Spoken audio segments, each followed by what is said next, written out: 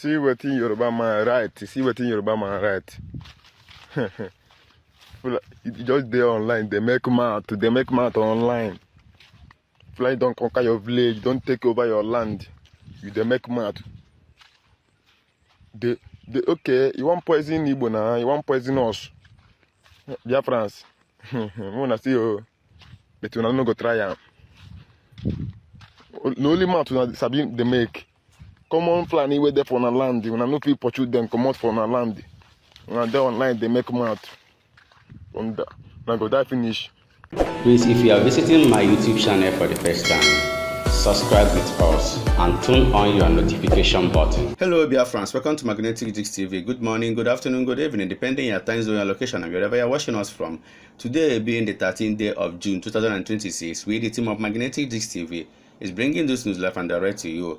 Dear friends, you can see one of the men on ground here has responded to a Yoruba man that posted something that is not good concerning Igbos on his social media account platform, that is Twitter, and our men on ground replied him. So, Biafrans, now you see, concerning the insecurity that is happening in Biafran land, this Fulani guy here was apprehended. This one is happening in Akwuzu, Anambra State.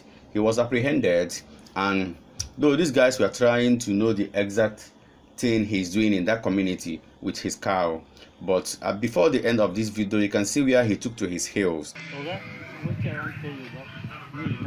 Where you say your cow? We don't see you pass here different times. I tell you for that for no that Where? For here, if you follow this road, if you enter here, my cow there. For whom be here, but you Make I ask you. Anybody know say he come that place? Even now say if you say I don't go now. Person where you there? Person una person know say una come una come that place. Person no say una dey there. Person where that place one dey. The person wey get the place no say una dey there. No. Who be the person? What be the person name? If you say go follow me, go there. Okay, no wait. We go follow you go. We follow you go. We go follow you go. Come this side. Come this side. Come stand this side. Come here, follow my boy for here. All of us. Come stand this side. Hey, come here. What is wrong? This information is going directly to Bandit. If you say you the bandit, come to Ebonyi State. Come to Ebonyi State. We will carry you eat ogbono soup. We go pieces you, carry you eat ogbono soup. Your meat go sweet for ogbono soup well. You think we are like other state that is joking with you. Fearing you, government. Was government come to you? Was government come and protect you? What happened to your hand? Are you crippled? I'm asking you, are you crippled? Why can't you enter bush? Don't you have boys in your area? Every time I'll be hearing nonsense. That's why I don't want to join this protest. Let them try and make we deal with them. Yes. Human being get the most fattest in the body. Human being the sweet pass all this meat where we take. Let them try. We dey wait for them. Let them come. Let them just try enter Ebonyi State. We go see how we go divide their meat. Share it to everybody. Everybody go enjoy. Now enjoyment where their meat go be. Their meat go sweet pass other meat. Just let them try come. And see all of them. Now they chop money. They're fresh. They get fresh body. They go sweet. They go sweet. So let them come. We need their meat. We need their meat. I don't have to talk much. Let them try it and see who we are. This one is happening in Aniocha, that is in Ezi Aniocha North of Delta State. That is where this thing is happening. Ezi Aniocha North, local government of Delta State. That is where this thing is happening. Fulani herdsmen enter into this particular community. They took over this place. For many years, the community leaders or the youth of the community did not even know that such thing is going on in their land. Thank God that they have gotten knowledge of this thing, and they came here today to deliver a letter of quick notice to these people. If they refuse to quit, if they refuse to leave this place, then something else will happen. I don't know what is even encouraging these guys, the kind of heart they have. You just travel all the way from nowhere, enter someone's community, just start living there. Automatically that place has become your land. Imagine. Now wow, primitive life. Nobody wait there. Nobody wait there. Where we go message?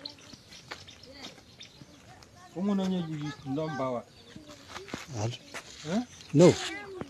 I can't even contact them or not. I don't even have their contact. I don't even know that this place is as big as this. Ah. This is a community. Oh my God. Hey, bro.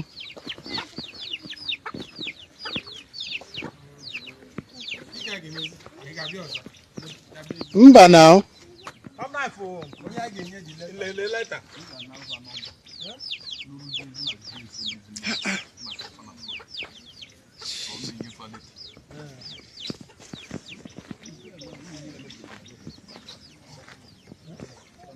This is complete community.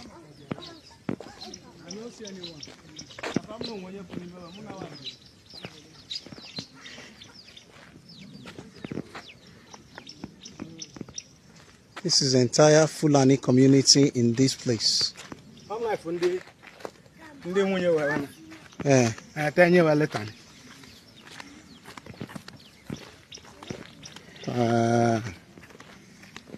Wow. This. How come we don't have the knowledge of this?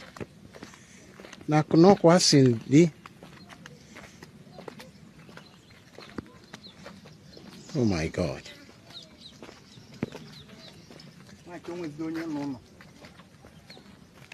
Can you imagine the entire Fulani community?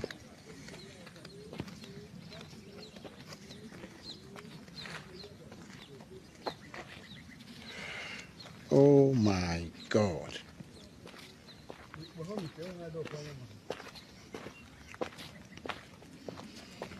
How do they ensure their security? Nimofiani.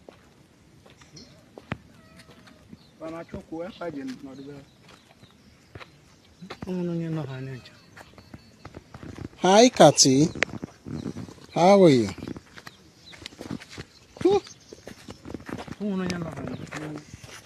So, Wambenta, Nonso has exposed you very well. There is something that Nonso said that you did in Ngobala. In fact, you did in Imo State, in Jaba. Something you did. So, listen to Nonso Unkwa, what he said concerning this our brother here, and so many victims that are calling to testify against the guy, what he did to them. Listen to Nonso Unkwa in this video. Adema Igbo Chineke Kalamacho Ezima Puliche Igbo di Savage na kaneba hinu ugbu a na enweta onweku. Another witness to ihe nwamgbe nta mere na Njaba, and this time around onye nke aka na achọ ya achọ kamgbe last year, aka na achọ ya achọ kamgbe last year, nwamgbe nta mechiri arrest ruo today after collecting ransom of 1 million. Nwamgbe nta ruo taa ebe da young man no Selewa here. Ebe that young man on ruo today. Nwamgbe nta has not accounted for the disappearance of that young man. So like I always tell you people, this story of Nwamgbe nta is not just for Nonsonkwa or for Nchekwando Ogbenye Foundation, but it is for you. Before we not take it up to Eboku na Adonu. Now get on to very well. Hello? Yeah. Hello, oh, you can tell how you want you want, but you want you to buy. One bit, okay. Yeah. Oh, yeah, okay. I'm going to allow you to get a brand new piece. Oh, more Patonia. Yeah. But you was a 1 million, Jimbrella, 1 million, yeah, here. So, no question like I told you home, yes, and every way more. Good to today. I am who get one. I go to one. I am who can have one. Oh, well, I care for Sina, I will go a cable. But I am who can probably I am the day. No more time. I want to again. Saleh? Aha nwa gị ahụ ọ gịnị? Saleh sị aha Igbo ya ọdịnaka. Ọdịnaka? English Saleh ka ọ laka aza. Saleh ka ejiri mara ya ma. Saleh ka eji mara nwa gị nwoke? Okay. Gịnị kwanụ ka o mere o jiri buru ya? Ọ ji bịa power bike ya. Ebe ọ na-achaji power bike. Okay. Ọ gwụla? Kemgbe ahụ ruo na ka nye Hello, sir. Yes. Ekwesịrị m ịbịa bịa na ọfịs gị because abịago m n'ọfịs gị before. Okay. Anyị akarịkwa na even mana m anya gasị abịakwara n'ọfịs gị before. Okay. Anyị akarịala. I'm only Motazi. Okay. So the issue is that this boy in question, also the hand, because he won't be around, when I got challenge or what do ya? That's a neck and pro. Neck and go where's it? So a gal outside, all the people negative have to have standing against him. So can now only Motazi, this seller, the Mulu Bapata. Ogala ngale me charge no phone ko we kwa back here. I just half of the start here. Double cross here. So my double cross here. I bruise till moto. Brialata. And the information you require that I back have the so I do to as a security man and then moment like it me 1 week after. Always was there like say what I had the only thing I can remember I have 1 million naira. So Mpaya, Barriera Maya, Alabama, like I say, what they go just tell me in your mommy picking about that land there. At the end of the day, the conditioning about lending of that money, they are too much. They decided Gabriel had the money, had the place. And one about the person now that I got there for only the actual hand transfer. That need the cash. So the cash can need it. Then I said to somebody now, I'm not going to have to talk the budget pass the phone. Okay. Baba. Baba, only Yoma. Okay. I have Baba. Only Yoma call. So there's 1% here. No need to transfer the cash go need it. So it's already 1 million naira. Cash here. Agala Otaku. There can't wire. Also no need for counting. They are every year, not every cases. Now I get 1,000. Then they deal with the man. Okay. I'm not getting a go get it. Okay. So the man will get the money.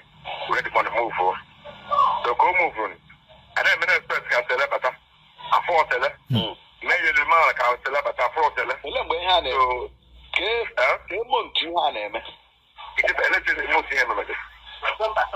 November, on the 3rd of November, this last November, 2025. So now, I have to say, even if some of them because all John I put in the model, the guy direct to that guy, because of Brasilia, or now I told John Mother. I try to tell him. So now I just old job. I just do my card seller. Do to him 1 hour, my and Empire. How to hold your head, I can meet you direct. Okay. I'll say I have to about that's it for anybody here. Oh, on your home, so that's what $1 million home evidence. So evidence I get out of his side. So I do a lot of them back. I won't go to the when he plays the Akwuzu. And then I want to start from special station. It's a bag of one Africa. So they go a move in the last year until I put the an announcement to do anything against a woman. Yes, so Obaka, what are your number? Okay. Okay. One person machine the model grab. I just have to buy I can water machine. Even get a machine who can machine not one. Anyone. When office you call like a Gemini on upon the mud. Pay your pump and pay your go. All the recently happened a measure is in the Yanbaba security. Recently I not come and bet you pay your go. Don't worry, I won't do machine today. They don't want a little cage, only a small cage. Now pay on a park in the Monica Scumbia. On park here by Metaclagate or everywhere that whoa, can't get each other there. He may present it for all modern kita. That place. So the two bad. Ọ dị mụ na anụla ya here the second witness anyị na-enweta against Nwambenta kamgbe November 3rd 2025 ruo now Nwambenta has not accounted for the disappearance or for the this thing of this young man a na-akpọ Sele onye Mutanze. Nwambenta buru nara the family 1 million in cash. Family ebute bechazi ajowazi nwata akịrịkwanụ iwetele 1 million. Where is the young man? That's in nne na ọrụ na ha eshi hụ n'ụlọ ya afọ na ọ ga-agbagbu ha. After all, ha nwere evidence. We are documenting. And we have other witnesses. We keep playing them one after the other. This same one went now. No one a case already in court. Over 7 guys. We just got that information. That no one 7 guys. One went taburu. Nanjaba. And now they are in court. And this is going to be another court session for Nwambenta and co. Kaina Ganunubi. Kajinaka. They will know. Those here is saying that Niger is panicking based on USA that has put in much interest to release Mazi Nnamdi Kanu. Listen to him and hear what he said. Honestly, the zoo is panicking. They are panicking. They are panicking because they don't know the next line of action again. But I promise them, in no due time, they will understand how serious we are about this, our freedom. We told you, taking Mazi Nnamdi Kanu away, taking Simon Ekpa away would not stop us from what we're doing. They are panicking. They don't know what we're doing.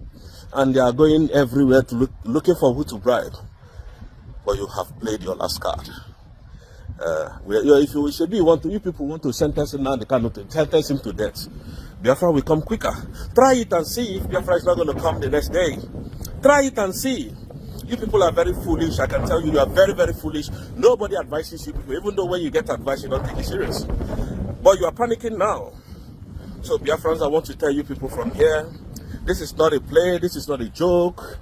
Nigeria is done. We are done with them. They know we are done with them. They are just playing their last game, and their last game is getting nowhere. It's hitting brick walls. The end is there. Forget all these their protests. We are not interested. What we know is that Biafra has come, and we will defend it with everything we've got. Believe that. Thank you, Biafran Sami. God bless you. People have a very wonderful weekend. My brothers and sisters, people are now speaking very, very, very, very bad of this guy called Yanbaba, Chijioke, somebody, based on his platform that he is using to speak ill of Mazi Nnamdi Kanu. Ugo 247 and so many other people have joined hands together to speak against this Chijioke, Yanbaba, in what he is doing concerning the arrest of Mazi Nnamdi Kanu, how he's using his platform to fight Mazi Nnamdi Kanu. Listen to all of them in this video to hear what they said. This our brother, where they call Yanbaba or Dambaba, Yanbaba. When somebody wake up, say now to fight in own family, you go to say they prosper that time. You go see him, you go they prosper physically, but spiritually, he don't die. Spiritually, he don't kill himself. So this our brother will be Yanbaba. Yanbaba, where they do talk show. Yanbaba, if you watch what Yanbaba they do now, what Yanbaba they do now to make sure say invite everybody where they talk either against Simon Ekpa, against Nnamdi Kanu, or against Biafra to him studio. You go they ask them useless questions. Now what thing they do now? Now I want to ask Yanbaba a question. Waiting you don't see Nnamdi Kanu do you. Waiting you don't see where Biafra do you. You like as Igbos, they go through pains in the hands of that country. It is sweet you, Yanbaba. Now question me I ask, because Yanbaba, remember, this internet, you know they forget. Everybody feel forget. They go bring this your internet programs to show you. Because since you begin this your program, you never for once, you never invite anybody. We talk good about Biafra. We talk good about Nnamdi Kanu. Or we talk good. Or we talk against waiting that happen for our land. You never see all this youth where them bye everywhere. You never see these people where they enter our land from bush, they kidnap people. You never see what thing that happen for naked. You never see what thing that happen for Futo. You never see how children they disappear. You never talk about how students they disappear for Imo State, for Abia, for Port Harcourt, for Riverside. You know they talk those things. Now to talk against Biafra, to talk against Nnamdi Kanu, and that place you take good. Continue, Yanbaba. Continue. But I want to make you know, say, nothing where you they do today, we no go resurface tomorrow. Everything where you they do today, you go resurface tomorrow. And the internet, no they forget, Yanbaba. So if you they sow this your seed of hatred, promise, seed of opioid against Nnamdi Kanu, against Igbo, against Biafra, Yanbaba, I want to make you remember, say, the seed they wait you. You go plug them, you go eat them. Yanbaba, one name after video email ịkọwala onwe gị kọwa na n'ife ibube journalist. Ojibro na video mmadụ bịa mena nke gị dịka mmadụ ime gị interview. Ni na-enye mmadụ know that free will and the free expression onye ahụ ịkọwa onwe ya. After video email for ebe say na Uncle I been setting up for drugs. Yanbaba dem setting up for drugs. Ndị mmadụ ebidogo drag bag since last year, not even this year. On nwere ife nchọ ka mee ya ka ọ dị very plain to you. Video melo akpọrọ gị akparịlọ gị. Ọ bụrụ na ị bịa na nke mụ mbịa mee gị interview, mesia gị interview, ịnaba post so that interview, my platform ka m ga-eji post ya. If I post it, ọ na-aga online, a na-afụ ife mmadụ na-ekwu, a ga-asị kedu ife melu Uncle IB ji wee kwe ka onye abịa ebe dị otu a kwuo ihe dị otu a. Uncle IB ka a ga-akpụ n'ọnụ, onye a kwuru ihe a onwere ga-atụ ile ya ọnụ ụfọdụ oge. No, kedu podcast, kedu ebe ife anọ wee mme, kedu ebe ife anọ wee mme. Onya ka ndị mmadụ na-akpụ n'ọnụ, onya mee na afa gị ama mpunwu n'ọnụ ndị mmadụ. As far as na onye hafụ na the person na-ekwu okwu na ebe ekwuru ya bụ na platform gbam, ọgbama ka a ga-asị nọ ebe a ka afụrụ ya, ya bụ na onye bụ onye nwe that gbam bụ onye ọ na-ara n'isi. Achọ ka nkọwalụ gị ọfụma, I am not setting you up for drugs. Ịmamụ ọka m otu ịkọwa na asị nwanne gị mbụ na mgbe page gị nchọpụta na onwe problem, I called you maka na mbụ onye na-achọ ka nwanne ya gaa ọfụma. I called you wee na-asị gị nwanne ka ị na-emezi page gị nekwa ihe nna afụ, iwe na-agwa m what you are going through. If I'm a bad person, I will not call you. Enwe any issues, I do call you, sị gị ka ị na-eme nwe solution ya, nsị gị nekwa ka a ga-esi wee mịa, of which na ịma m ọfụma. So ka ị mara amarụ na nwere n'imi mụ na gị na-abụbụ anyị ara eso okwu na ndị mmadụ ikpo gị n'ọnụ bụ nọ asị kedu ebe ife a si pụta, asị na ebe dị otu a ka o si pụta. Onwe ihe ọbụla ị bịalụ na my office mechasịa na office ma ka a ga-akpụ n'ọnụ, which is the owner of the office bụ mmụọ. Ihe nji akọwa ya ka ya maka obere oge apụta echi sị if anything happens to you, arụmaka ụdị aka mma egbusigoro ọchịcha wee chọba mmadụ mma egbu. Maka na ofufe gbasara anyị bụ ụfọdụ ndị be anyị laakị ya na-akpọ freedom of expression. ị ga-anọkwa otu a na-ekwu maka mmadụ anyị nwakwuzie maka that same person ịma mma anyị expect ka anyị kwụla ebe ịkwụ anyị kwuzie the opposite anyị nwazi abụrụzi ajọ mmadụ ka onye nke ọzọ bụrụ ezigbote mmadụ ọ ihe anyị na-afụ online. That is what we keep seeing online. So n'ebe a nọ kịta ihe nji ekwu ya bụ maka echi enwero cockroach na keyboard m obi m niile ana m egosi online gị nwa mama ọfụma maruo m ụlọ so no nwere fenese m na gị na-abụ nọ ihe onyonyo ka m fụ si na platform ịpụta wee kwuo okwu wee kpaa afa gị na ya so no bro setting up for drugs na already adrag bago oge ele even mgbe ibido Aisha and bubu ka ebido ole drag bag n'ọbọ ọsọ ife taa ekenekwa m ụmụnne m. Bam podcast versus Nnamdi Kanu. This has been trending, and I am surprised some of you are just realizing that this man has been pushing a coordinated attack against Mazi Nnamdi Kanu. You see, when you look at the group of people he is inviting and his reaction when they are saying those things, them they say about Mazi Nnamdi Kanu, you gonna say this one a script, right? And most of the things he is posting now, they didn't say it now. He is just reposting it. I have watched most of the videos he is reposting. But the fact that he just want to push out that agenda, he just repost those things. Do you know how many times Ijele have been to that podcast? Do you know how many times? In fact, if someone goes to that podcast and says something, he will put out the one where we say it relates to that agenda where they want to push. This is not good. You know, for a long time, I have not talked about Mazi Nnamdi Kanu because many people have been talking. Most of them are claiming to have heard from Mazi Nnamdi Kanu, even without hearing from him since 2021 when he was arrested. I don't go just come, carry my mouth, put for waiting, I don't know. Yes, I don't have any proper information. I've never been to any meeting.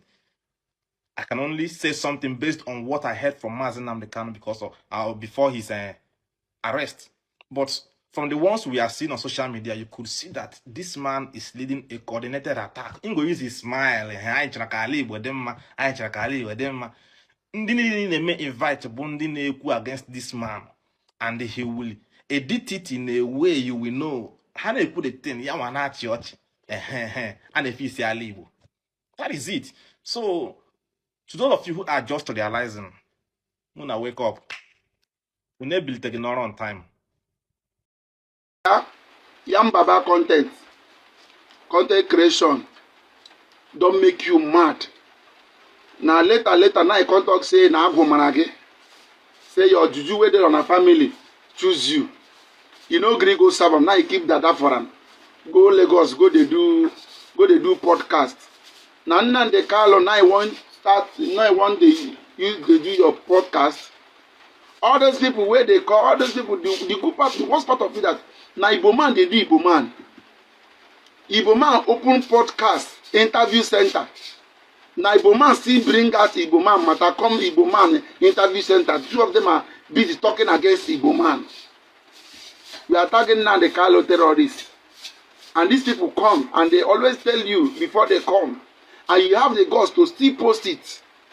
Forgetting say no terror way past you. We know your beginning. We know how you can start for Noja, Anambra State. Before you run go Lagos, go they claim holy. Go they do holy. I am not against you saying whatever you want to say. But carry it in mind. Anything we do against your brother, he must surely come to you. Whether you like it or not. Yanbaba content. You see that podcast where you use the talk against Nnamdi Kanu. The talk against Nnamdi Kanu go close. Spiritually, it go close. Physically, it go close.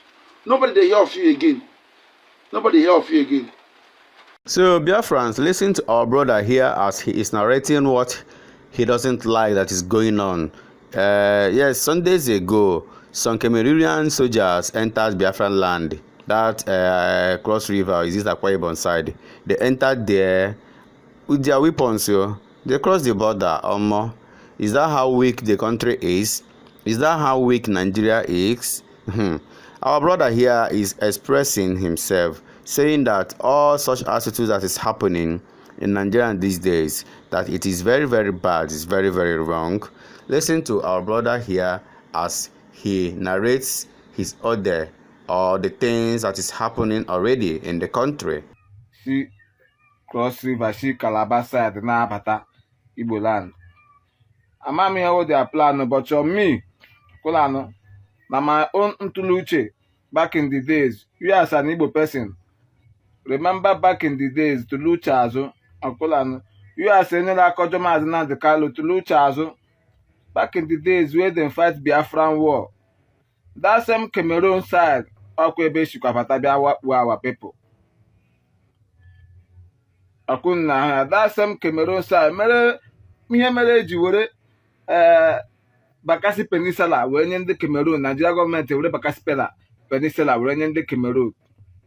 Onye Modeka agreement ha meela. Because na ebatawa our side, or our side of Biafran land, ka ha shi na abata. Why she that north side, or she Yoruba side, or she bound this bandit, na abata. Your that Biafran side, ka ha shi na abata, my brothers. Unu gegwalun lema kwanye lema akolano. So now la krenkocha. My brother, you as an Igbo person atolo jola, and you as an Igbo person abelabia saying you are not one of the ESL, you are not one of the IPOB, you are not. My brother, defend yourself. Defend yourself. Lodu go kwa mbojeru. War is coming. Abewago. Fonde na ama unu mata na abewago. Akolano. Una kale kwa my brothers in the Nollywood a guide our forest. Yes, we continue to ala okunu una de kwa we in that patagano. Because nothing like Nigeria government, nothing like Nigeria soldiers on that. They are just Cameroonians coming inside Nigeria, coming inside Biafran land with gun. Coming inside Biafran land, la patali me Biafran land with Egbe. How? Kezi hele mezi. Konye sending her the mission. My brother, unu marakwa ihe megani, because me, I'm seeing this thing as a part of what happened in 1967. Because Cameroon people. Yeah, now the same thing happened in 1967 because Nigeria government followed there, enter our land to come and fight us. Now they are now acting the same thing again. Now one Cameroon government withdraw those your soldiers just so that, because this thing is getting out of hand, dude. And una feel like amahe ko again, we are na Igbo people, una feel like amahe nkunushi. Elonye who come onye le gwara unu see that place. My brothers and sisters. Mainly my brothers. Oga nwoke la agba egbe, nwanyị na agba egbe. Unu elekwasịsịrị anya lọ naanị ụmụ nwoke, oga nwanyị gụwa nwere obi, madam, chekwa okwu onwe gị. Ụmụ nwoke ahụ, oga, go and buy your thing. Go and buy your thing. Defend yourself. Not be even okamed. Oga, if you get money, buy better rifle. Zuo ezigbo egbe. We now buy like this, go yourself, allow my yes, really defend yourself. Akolano. Zuo ezigbo egbe we now buy, ga mara na you defend yourself. Yeah, because the time has come. Oge rugo kwa. Una abekola bia chewa Israel, chewa USA, nda mega their own thing. Mgbe ha ga-ahụ na yes. Wo, mgbe ha hụziri yes na ndị a na-alụ na-agbatawala egbe, mgbe ha nwere ike ha abịa for you na rescue, but for now, ha ka mega their own thing. You, ọ ga-azụ ezigbo egbe iji echekwa onwe gị. Ya so we one truck man m ga-ewepụrụ aka wụọ zuru AK-47. O ji na-echekwa onwe ya, see he's ready for the war. You defend yourself and go and buy your own. If you are alone and Biafran soldiers ga-alụ the ọgụ, no. You as a citizen of Biafra, you as a citizen of Igbo, you are a soldier. You are a soldier. You are a citizen of Biafra, all the way Biafra map. You are a soldier. No depends saying that the people where they call the soldier and then go fight the war. You as a Biafra citizen, you are a soldier. Buy and defend yourself. Another thing now. Oh, I am not saying Amamo allegedly na bandit wakpuru ndị security governor of Anambra State. ndị udo ga-achị na bandit wakpuru ha biko na mụ ama ma eziokwu biko ọ bụrụ ole eziokwu onye ma na eziokwu biko kọmentị tụrụ m n'eziokwu kọmentị tụrụ m sị na truth for yes onye nwe ga-ekwe echekwa onwe kọmentị tụrụ m sị m yes no truth akwa ha filila ha chụga ndị aka ha dị ọcha ugbu a na ndị uzi na ha the main bandit aja amụọla ha. My brothers, na-etinye asị mkpu nnakwa etinye asị mkpu lakwa etinye asị olu nwayọ biko na-arịọkwa ya asị arịọrịọ biko defend onwe gị biko ọ ga-adị m ihe mwutela m nọ ala agba asị na emewakwala ndị Igbo sososotin na again ihe mere 1967